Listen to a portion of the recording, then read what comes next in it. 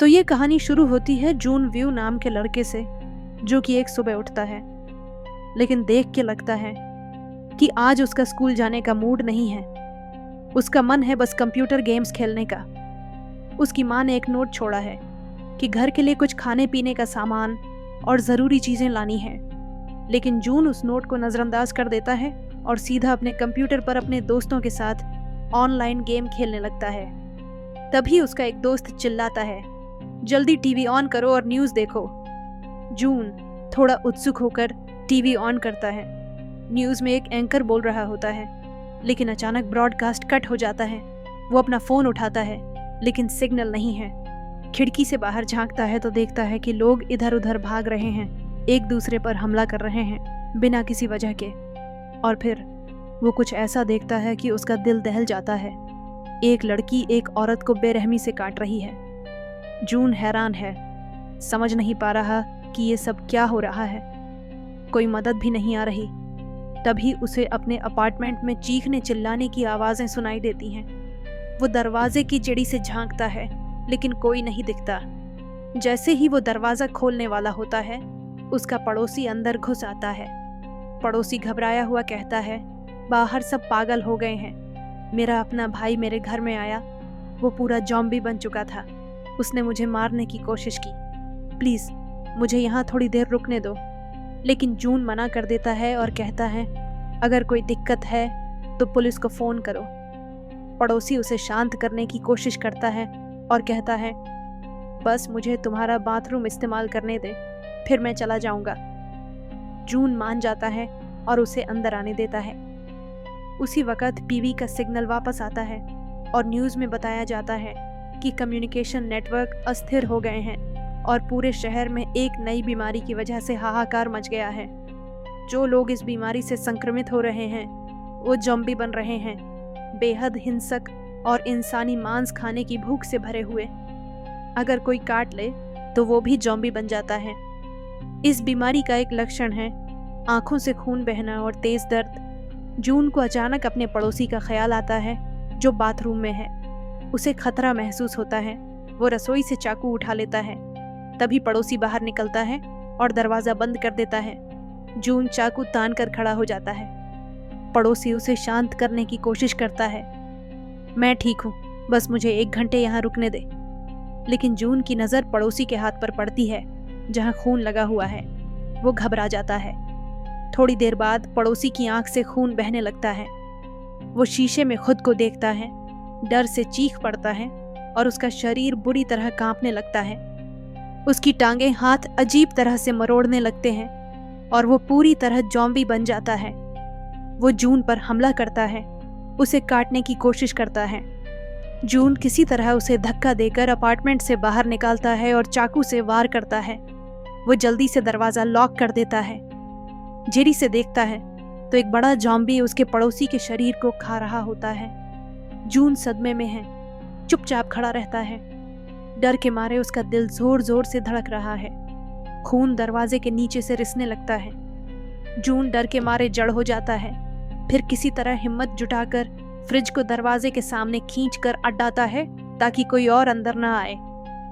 वो सिंक के पास जाता है, अपने चेहरे पर पानी के छींटे मारता है, ये उम्मीद करता हुआ कि ये सब बस एक बुरा सपना है। लेकिन नहीं, ये हकीकत है। वो अपनी बहन को फ़ोन करने की कोशिश करता है, लेकिन नेटवर्क कमज़ोर है। तभी उसकी बहन का एक मैसेज आता है, हमारे बारे में चिंता मत करो, मैं माँ के साथ सुरक्षित हूँ। दरवाज़ा कभी मत खोलना। खाने का सामान संभाल कर रखो, उसे दिन ब दिन बांट कर खाओ और जॉम्बी से बचकर रहना। जून अपनी फैमिली की फ़ोटो देखता है, उनके लिए दुआ करता है। वो घर में बचा हुआ सारा खाना इकट्ठा करता है और देखता है कि कितना कम सामान बचा है। उसे पछतावा होता है, काश मैंने माँ की बात मानकर सामान ले लिया होता। वो सोफे पर ही सो जाता है। अगली सुबह न्यूज़ में बताया जाता है कि बीमारी और ख़राब हो रही है और लोग जॉम्बी बन रहे हैं। एक रिपोर्टर एक डॉक्टर से पूछता है कि लोग क्या करें। डॉक्टर जवाब देती है, जॉम्बी बहुत हिंसक और अप्रत्याशित हो गए हैं। सबको अपने घरों में रहना चाहिए, दरवाजे खिड़कियां अच्छे से लॉक कर लेनी चाहिए और कम से कम 2 महीने का खाना इकट्ठा करना चाहिए। जब तक कोई नई सूचना न आए, कोई बाहर न निकले। जून देखता है कि लोग ऑनलाइन अपने नाम और पते के साथ फोटो डाल रहे हैं, सेना और पुलिस से मदद मांग रहे हैं। इससे प्रेरित होकर वो भी एक कागज़ पर अपने डिटेल्स लिखता है, उसकी फ़ोटो खींचता है और रेस्क्यू की उम्मीद में अपलोड कर देता है। वो एक वीडियो देखता है जिसमें कोई अपने बालकनी पर खड़ा होकर फ़ोन से सिग्नल पकड़ने की कोशिश करता है और उसे सिग्नल मिल भी जाता है, लेकिन वो बैलेंस खो देता है और बालकनी से गिर जाता है। इससे जून को एक आइडिया आता है। वो अपने फ़ोन को एक ड्रोन से बांधता है और VR गॉगल्स से उसे कंट्रोल करता है। वो ड्रोन को उड़ाता है। नीचे तबाह हुए शहर और घूमते ज़ॉम्बी दिखते हैं। वो सिग्नल पकड़ने के लिए ड्रोन को और ऊंचा उड़ाता है। उसे एक बार सिग्नल मिलता है। वो जल्दी से अपनी बहन को कॉल करने की कोशिश करता है, लेकिन तभी ड्रोन की बैटरी ख़त्म हो जाती है और वो फ़ोन समेत क्रैश हो जाता है। जून को निराशा घेर लेती है। वो अपने कंप्यूटर पर गेम खेलने की कोशिश करता है, लेकिन नेटवर्क डाउन है। रात को उसे सड़क से अजीब अजीब आवाज़ें सुनाई देती हैं। वो खिड़की से झांकता है, तभी एक गोली उसके पास से निकलती है। बाहर एक महिला पुलिस ऑफिसर ज़ॉम्बी की भीड़ से लड़ रही है। उसके पास गोलियां ख़त्म होने वाली हैं। वो आखिरी मैगज़ीन लोड करती है, लेकिन वो काफ़ी नहीं है। ज़ॉम्बी के पास पहुंचने से पहले वो खुद को गोली मारने की कोशिश करती है, लेकिन नाकाम रहती है। उसका गन नीचे गिर जाता है और ज़ॉम्बी उसे चीखते हुए घसीट ले जाते हैं। जून सब देखता है और उसकी नज़र उस गन पर पड़ती है। उसे लगता है कि उसे वो गन लेनी चाहिए अपनी सुरक्षा के लिए। तभी उसके दरवाजे पर ज़ोर ज़ोर से धक्के पड़ने लगते हैं। वो बेसबॉल बैट उठाता है और टकराव के लिए तैयार हो जाता है। धक्के इतने ज़ोर के होते हैं कि फ्रिज हिल जाता है और गिर पड़ता है। एक ज़ॉम्बी अंदर घुस आता है। जून समझ जाता है कि वो ज़ॉम्बी से ज़्यादा देर नहीं लड़ सकता। वो बालकनी की तरफ भागता है। एक साहसी प्लान दिमाग में आता है। वो बाहर निकलता है और ऐसा दिखाता है जैसे वो कूद गया, लेकिन असल में वो बस बालकनी के किनारे लटक जाता है। ज़ॉम्बी उसे कूदता देखकर पीछे कूद पड़ता है और नीचे गिरकर मर जाता है। जून नीचे देखता है। ज़ॉम्बी का शरीर पड़ा है और उसे थोड़ी राहत मिलती है। दूर से वो ज़ॉम्बी की एक बड़ी भीड़ देखता है, जिसमें वो पुलिस ऑफिसर भी है, जो अब ज़ॉम्बी बन चुकी है। जून जल्दी से अपार्टमेंट का दरवाज़ा बंद करता है और उसे लकड़ियों से ठोक देता है ताकि कोई और न घुसे। जब वो घर का जायजा लेता है तो देखता है कि ज़ॉम्बी के हमले में फ्रिज से सारा खाना बिखर गया है। वो पूरी तरह टूट जाता है। ये उसका आखिरी खाना था। तभी सड़क से एक औरत की चीख सुनाई देती है। वो अपना टैबलेट उठाता है और एक वीडियो रिकॉर्ड करने लगता है। ये मेरा दूसरा दिन है घर में बंद। मुझे समझ नहीं आ रहा कि क्या करूं। मुझे लगता है कि मैं अभी तक जिंदा हूं। ये किसी चमत्कार से कम नहीं। 7 दिन बीत जाते हैं। जून अपने पिता की शराब की बोतल निकालता है, क्योंकि अब पीने को कुछ और बचा नहीं। उसने बालकनी को चादरों और बैरियर्स से ढक लिया है ताकि ज़ॉम्बी उसे न देख सके। वो न्यूज़ देखता है, जिसमें सड़कों पर ज़ॉम्बी की बाढ़ दिख रही है। वो इंस्टेंट नूडल्स बनाकर खाता है और गलती से अपनी आखिरी साफ पानी की बोतल गिरा देता है। गुस्से में वो फर्श पर गिरा पानी पीने को मजबूर होता है। हालात ऐसे हैं, लेकिन जून फिर भी घर से बाहर नहीं निकलता। हालांकि वो उस पुलिस ऑफिसर की गन लेना चाहता है। टीवी फिर चालू करता है, लेकिन वही पुरानी खबरें हैं। कोई प्रोग्रेस नहीं, कोई हल नहीं।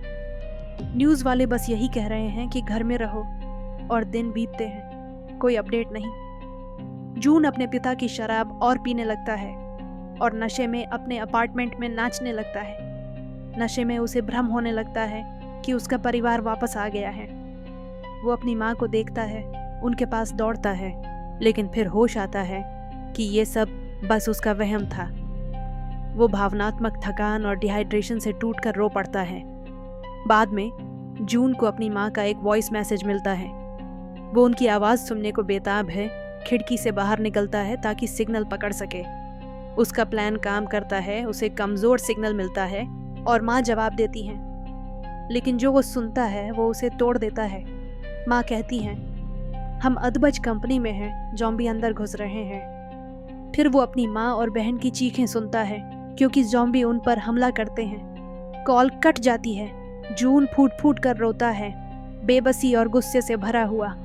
गुस्से में वो अपने आसपास की हर चीज़ तोड़ देता है, टीवी समेत। वो पूरी तरह पागल हो जाता है।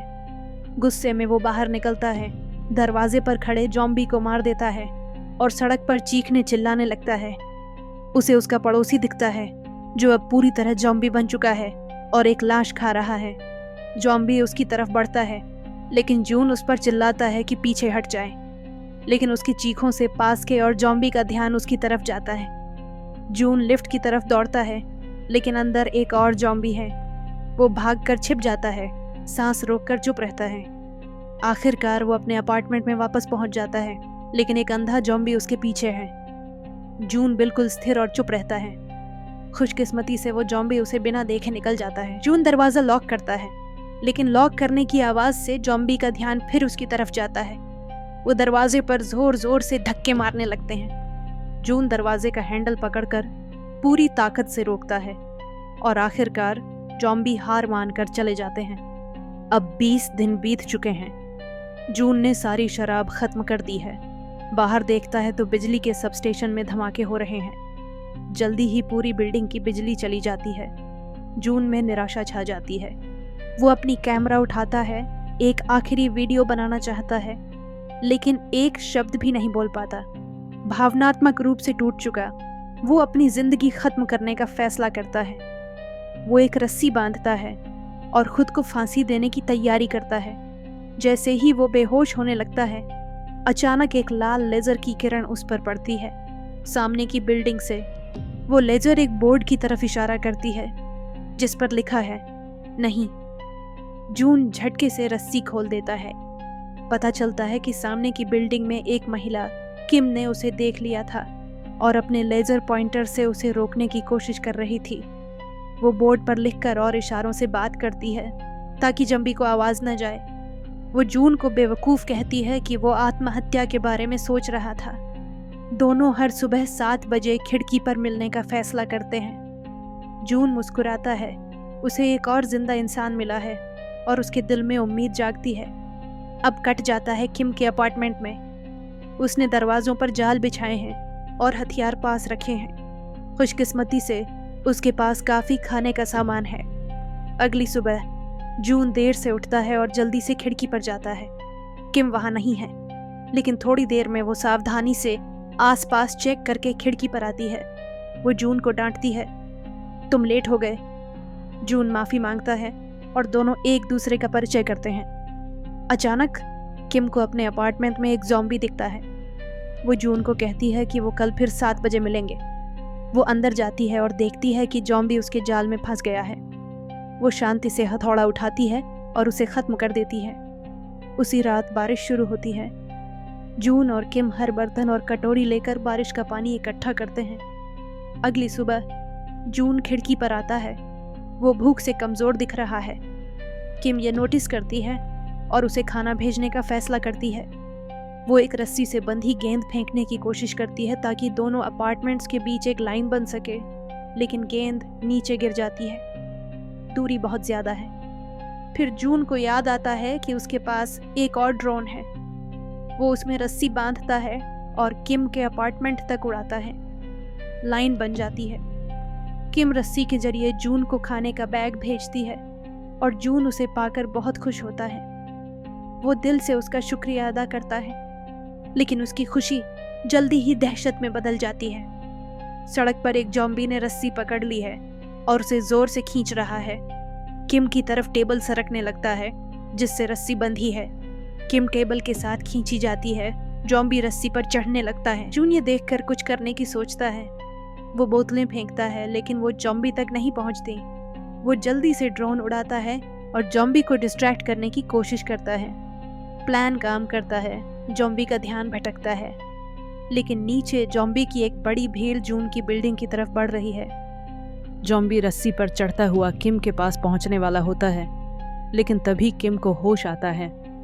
वो हथियार उठाती है और ज़ॉम्बी का हाथ काट देती है, उसे मार देती है। नीचे के ज़ॉम्बी गुस्से में चीखते हैं। उधर जून अपने जूतों पर डक्ट टेप लपेटता है ताकि उसके कदमों की आवाज़ ना आए। वो एक स्टिक उठाता है और पड़ोसी के अपार्टमेंट की चाबी लेकर वहां जाता है। अंदर जाकर वो फ्रिज से सारा खाना ले लेता है। एक कमरे में उसे एक लाश मिलती है। वो सावधानी से चेक करता है, कि वो जिंदा है या मर चुकी। तभी पीछे से एक ज़ॉम्बी उस पर हमला करता है। जून लाश को ढाल बनाकर भाग निकलता है और अपने अपार्टमेंट में सुरक्षित पहुंच जाता है। राहत महसूस करते हुए जून खाना खाता है और कुछ खाना किम के लिए तैयार करता है। साथ ही उसे एक वॉकी टॉकी भेजता है जो उसे पड़ोसी के अपार्टमेंट में मिला था। अगले दिन वो वॉकी टॉकी से बात करते हैं। जून को किसी से बात करके बहुत अच्छा लगता है।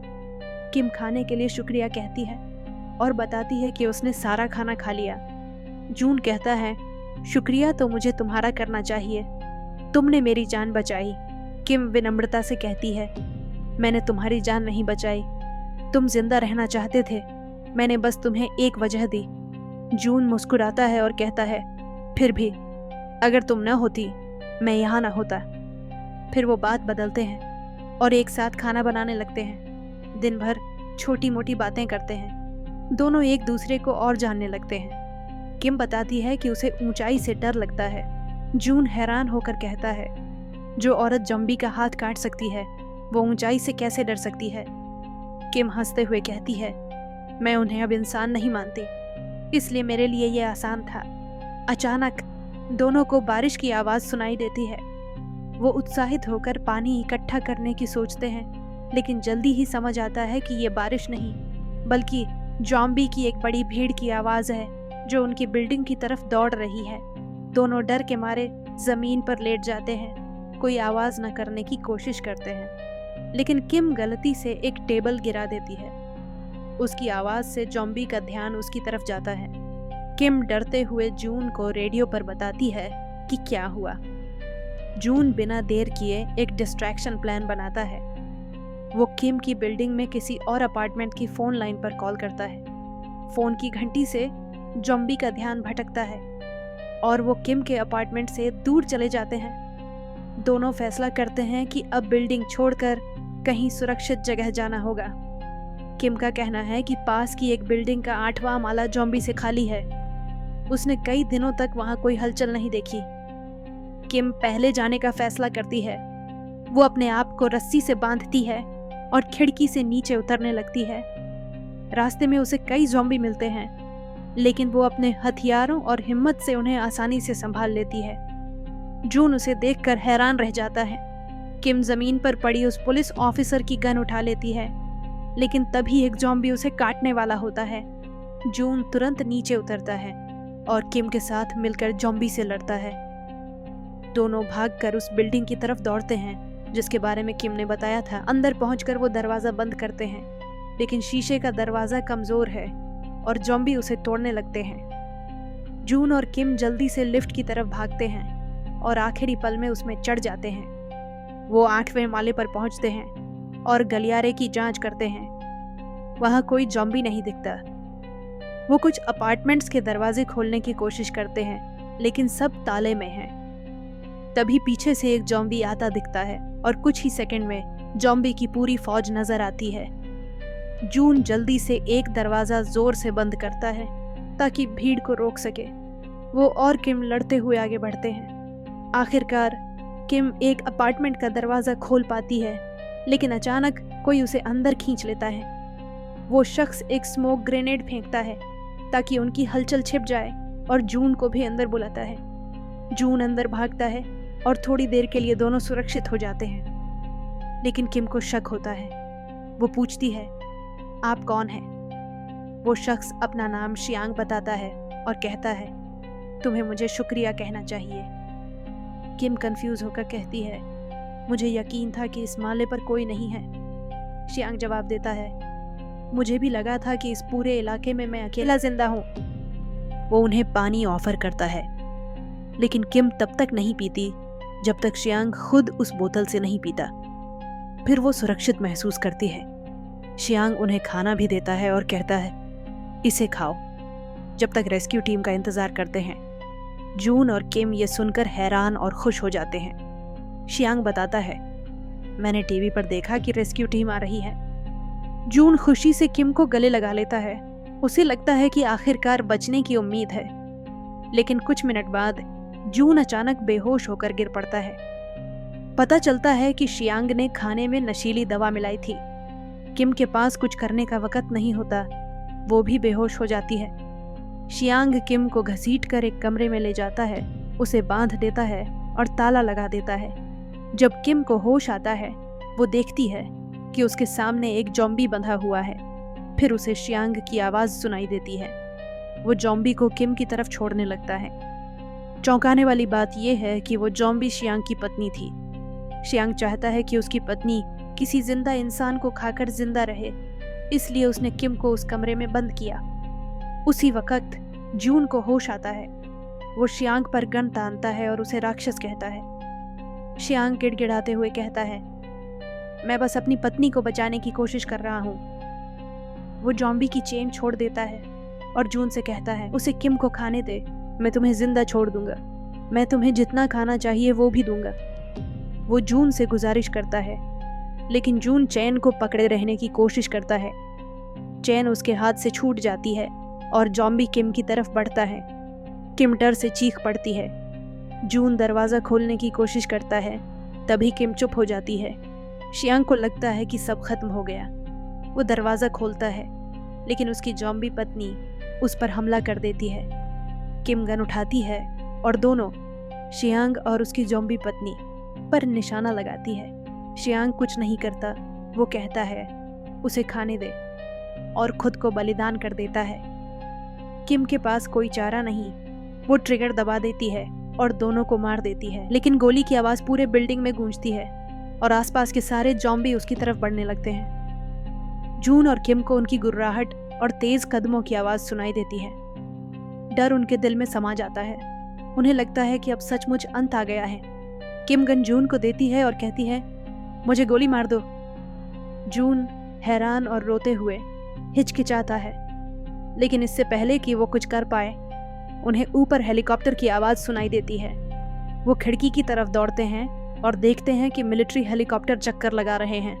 वो जल्दी से छत पर भागते हैं, स्मोक ग्रेनेड फेंकते हैं और रास्ते में जॉम्बी से लड़ते हैं। सीढ़ियाँ चढ़ते वक्त किम फिसल जाती है, लेकिन जून उसे बचा लेता है और चिल्लाता है कि वो पहले जाए और हेलीकॉप्टर को रोके। किम छत पर पहुंचती है, लेकिन जब तक जून दरवाज़ा लॉक करके ऊपर आता है, हेलीकॉप्टर जा चुके होते हैं। जून अविश्वास में खड़ा रहता है, चीखता है, किसी से मदद की गुहार लगाता है। जॉम्बी छत का दरवाज़ा तोड़कर अंदर घुस आते हैं। जून अपनी आखिरी गोलियों से गोली चलाता है, लेकिन गन खाली हो जाती है। जैसे ही वो और किम मरने को तैयार होते हैं, अचानक एक मिलिट्री हेलीकॉप्टर वापस आता है और जॉम्बी पर गोलियां बरसाता है। सैनिक सारे जॉम्बी को मार गिराते हैं और छत को साफ करते हैं। वो जून और किम को बुलाते हैं, जो हेलीकॉप्टर में चढ़ जाते हैं। हेलीकॉप्टर हवा में उड़ता है। वो सुरक्षित हैं। जब वो तबाह हुए शहर के ऊपर से उड़ते हैं, उन्हें रेडियो पर एक ब्रॉडकास्ट सुनाई देता है कि 50,000 से ज़्यादा लोग संक्रमित हो चुके हैं। शहर लगभग खाली हो चुका है। ब्रॉडकास्ट में ये भी बताया जाता है कि जून की अपलोड की गई फ़ोटो की वजह से मिलिट्री को उसकी लोकेशन मिली थी, और इसके साथ ही कहानी ख़त्म होती है। दोस्तों, अगर आपको ये कहानी पसंद आई तो लाइक बटन ज़रूर दबाएं